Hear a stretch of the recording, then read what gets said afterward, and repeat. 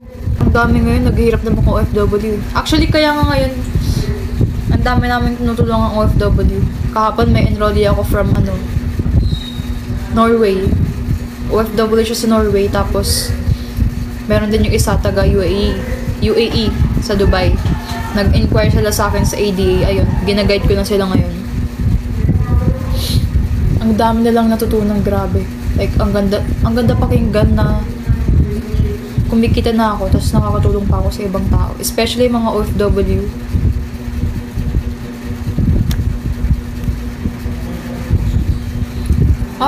Architect sa ibang bansa.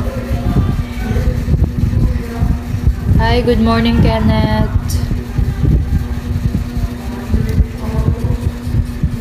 Paano ba mong block ng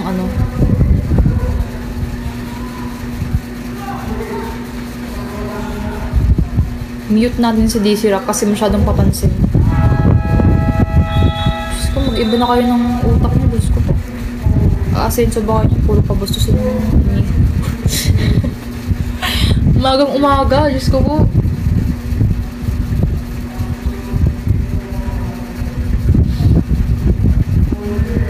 Wow, 1K hearts na tayo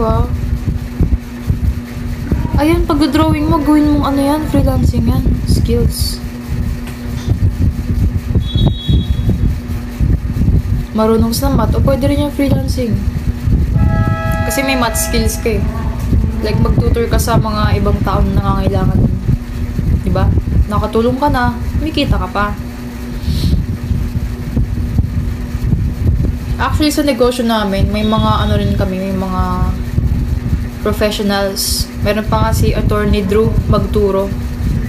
If hindi nyo kilala yung search nyo lang. Attorney Drew Magturo.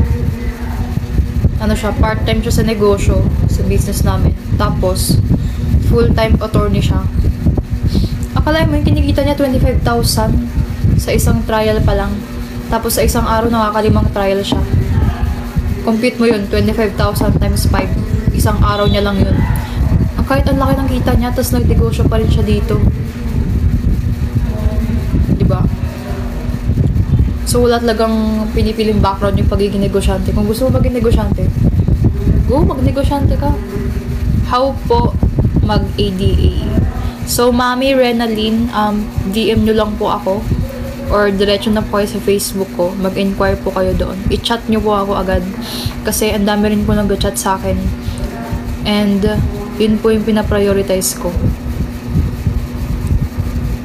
And, i-guide naman po kita all throughout the process ng ADA. So, if gusto nyo po mag-inquire, diretso po kayo sa Facebook account ko. Stalk nyo po ako sa TikTok ko. Nakalagay po sa pinned post ko yung Facebook account ko. Mami Renaline. Okay, tas habol na rin po kayo sa promo, ma'am, kasi sobrang limited ng slots. Kasi hindi lang sa Pilipinas yung mga enrollees namin. Marami kami sa ibang bansa.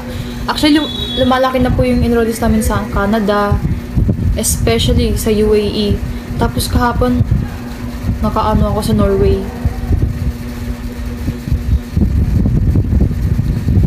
Meron din